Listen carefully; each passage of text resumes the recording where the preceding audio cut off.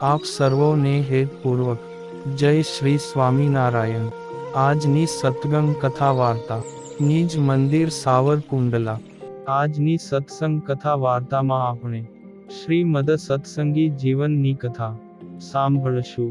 પ્રકરણ 5 અધ્યાય 11 1 ભગવાન શ્રી નારાયણ મુનિ કહે છે કે હે બ્રહ્મન, આ લોકમાં સર્વે દાનોમાં અન્નદાનને સર્વથી શ્રેષ્ઠ કહ્યું છે, કારણ કે અન્ન પ્રાણીઓના પ્રાણ ધારણ કરવામાં કારણભૂત છે।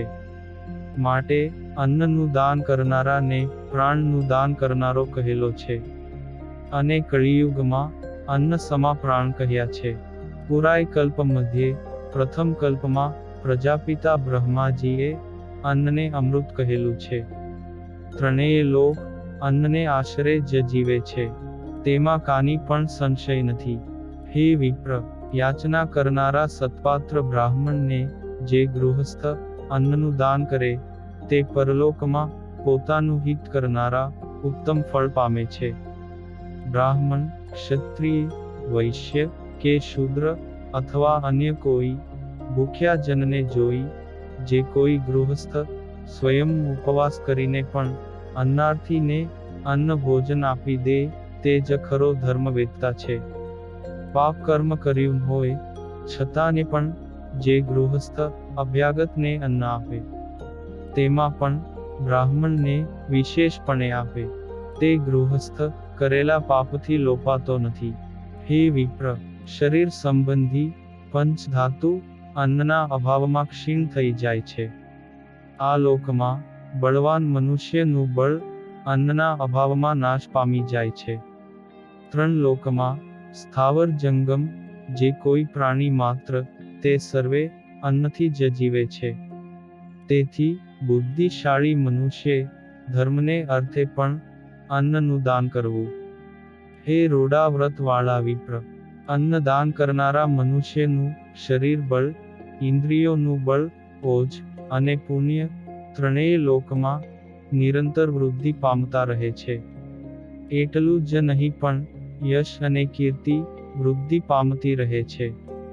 હે વિપ્ર, જે અભ્યાગતને અન્ન પ્રદાન કરનારા મનુષ્યો પોતાના સંકલ્પથી રચેલા સ્થાવર જંગમ વિમાનરૂપ ભવનો તરુણ સૂર્યના કિરણો સમાન ઉજ્જવલ થઈ સ્વર્ગમાં પ્રકાશે છે। પછી તે પીતવર્ણા અને શ્વેતવર્ણા સોનાના મહેલો અને સુવર્ણની કાંતિ સમાન શૈયાઓ અન્નદાન કરનારાને પ્રાપ્ત થાય છે। તેથી અન્નનું દાન કરવું। 1,00,000 બ્રાહ્મણો અથવા 10,000 અથવા 1,000 અથવા 100 વિપ્રોને જે સદગૃહસ્થ પોતાની શક્તિ પ્રમાણે દૂધપાક વગેરે શ્રેષ્ઠ અન્નથી તૃપ્ત કરે તે ગૃહસ્થ સુવર્ણના જેવા અને સૂર્ય સમાન ચળકતા વિમાનમાં બેસીને સ્વર્ગલોકમાં નિવાસ કરે છે। ત્યાં દેવગણો તેમની કીર્તિનું ગાન કરે છે। હવે ભૂમિદાનનું મહાત્મ્ય કહું છું। હે વિપ્ર, આ લોકમાં ભૂમિદાનને પણ મહાદાન કહેલું છે।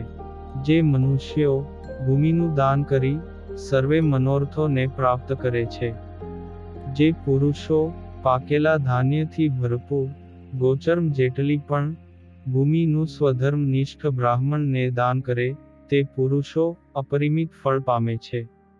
1 બળદ અને 100 ગાયો જેટલી ભૂમિમાં બેસી શકે તેટલી ભૂમિને ગોચર્મ ભૂમિ કહેલી છે।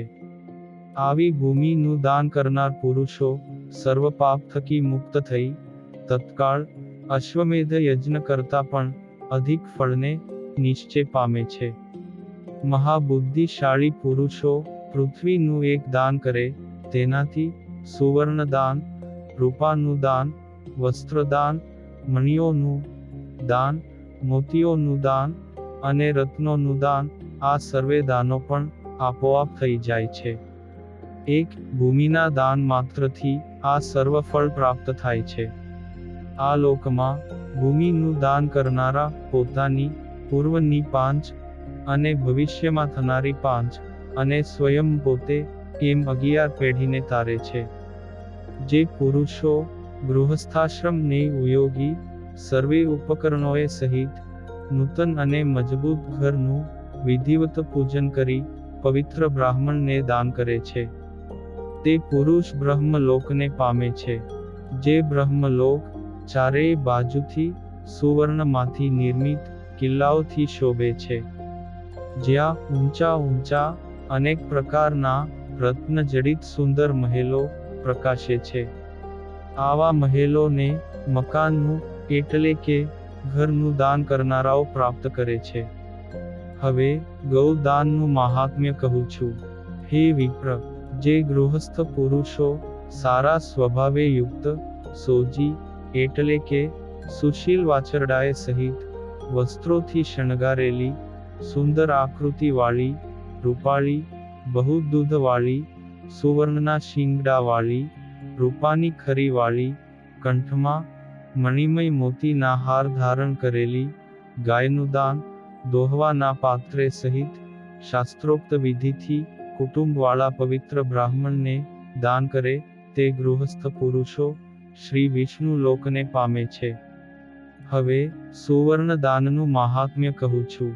હે વિપ્ર, જે ગૃહસ્થ બ્રાહ્મણને દક્ષિણા રૂપે સુવર્ણનું દાન કરે, તેનું અંતઃકરણ ક્યારેય પણ મલિન થતું નથી, અને તે સર્વ દોષો થકી મુક્ત થઈ જાય છે.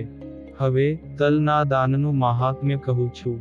હે વિપ્ર, જે પુરુષ માઘ માસમાં તલ ભરેલું તાંબાનું પાત્ર બ્રાહ્મણોને દાનમાં આપે, તે પુરુષને ક્યારેય પણ યમપુરીના દર્શન કરવા પડતા નથી.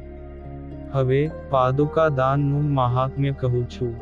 જે પુરુષો ઉનાળાની ઋતુમાં જળનું અને પગરખાનું દાન કરે, અને વર્ષા ઋતુમાં છત્રીનું દાન કરે, તે પુરુષો ચંદ્રલોકને પામે છે. હવે આગળ બારસના પારણા કરવાનું મહાત્મ્ય કહીશ, અને હવે પછીની કથા વાર્તા આપણે આગળના ભાગમાં સાંભળશું. અત્યારે આપ સર્વોને ભાવથી જય શ્રી સ્વામિનારાયણ.